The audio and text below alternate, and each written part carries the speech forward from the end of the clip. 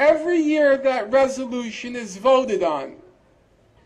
And so let me give to you the vote, how it's looked the last 10 years. 1997, the vote, 155-2. The whole world on one side, Israel and the United States on the other side. 1998, the vote, 154-2. The whole world on one side, Israel and the United States on the other side. 2002, the vote, 160-4.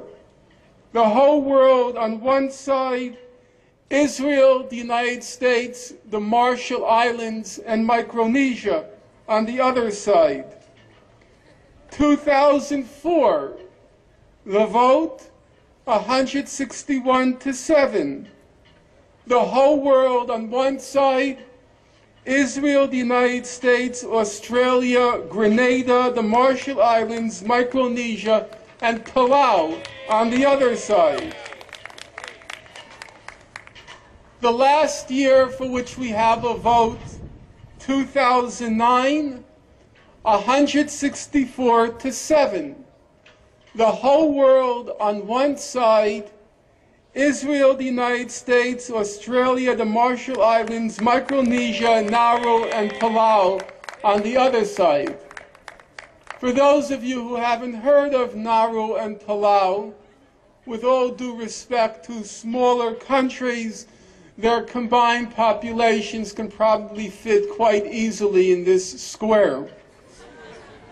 Now you have to decide, are these principles really controversial when the whole world is voting on one side, all of Europe, all of Africa, all of Asia, all of Scandinavia, all of Latin America, the whole world is voting on one side, and Israel, the United States, Nauru, Palau, Micronesia, and the Marshall Islands on the other side? And then you have to ask yourself, which side is the real obstacle to trying to achieve a just and reasonable peace in the conflict? So, some of you may ask, well, what about those Arab states? What about those Muslim states? As it happens, since 2003, the Islamic Republic of Iran has been voting with the majority in the United Nations. It's very easy to check for yourself.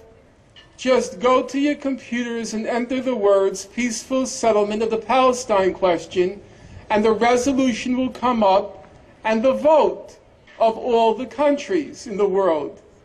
But some of you still have doubts, so let's look at the two major regional actors, namely the Arab League.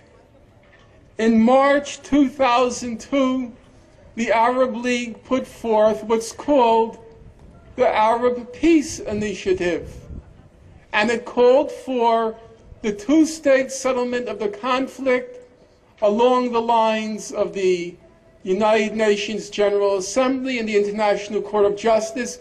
But the Arab League went one step further. It said to Israel, just resolve the conflict and we're willing to open up normal relations with you, trade, tourism, and so forth. What was the vote in the Arab League?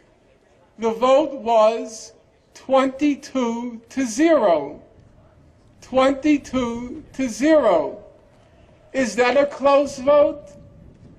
Is it a controversial vote? What about the Islamic countries? Well, there is what's called the Organization of the Islamic Conference, which comprises all 57 Muslim countries in the world.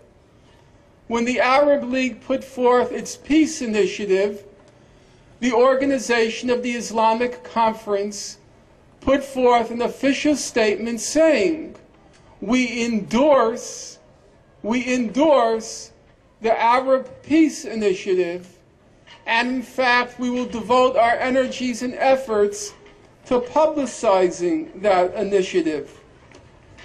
And so that just leaves one actor.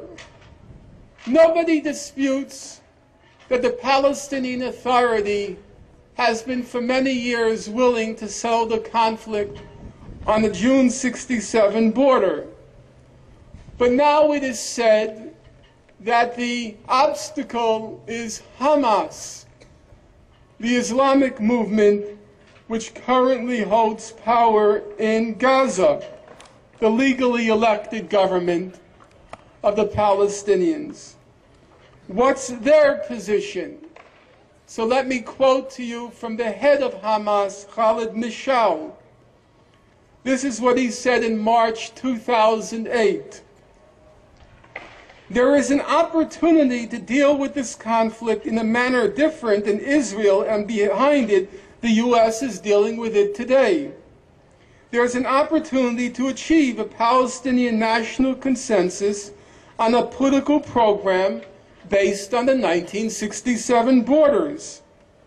And this is an exceptional circumstance in which most Palestinian forces, including Hamas, accept a state on the 1967 borders. There is also an Arab consensus on this demand, and this is a historic situation. But, said Mishal, no one is taking advantage of this opportunity. No one is moving to cooperate with this opportunity. Even this minimum that has been accepted by the Palestinians and the Arabs has been rejected by Israel and the U.S. Even right after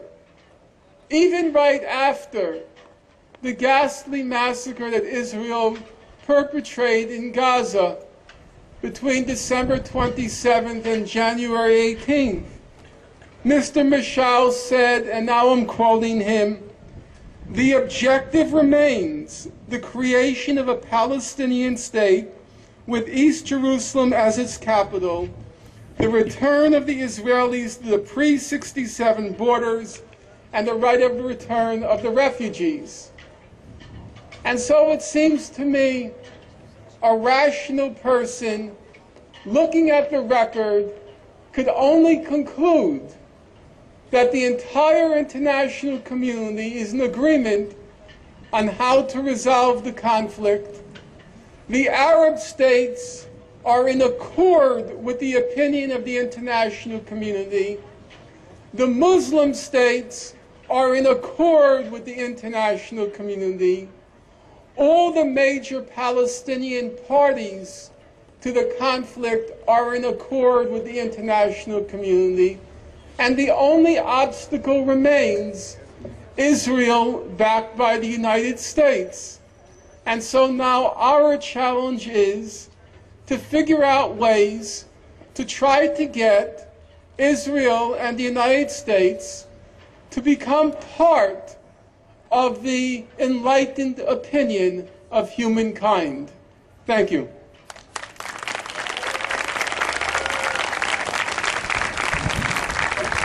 Now, if you will allow me, there are many people here who feel strongly that somehow my presence constitutes a contribution to hate at University of Irvine. And so I would welcome, to begin with, maybe the first three questions coming from representatives of those organizations who believe I am fomenting or I am an embodiment of hate, to let's see, because this is a college campus, and part of being a college campus is, or supposed to be,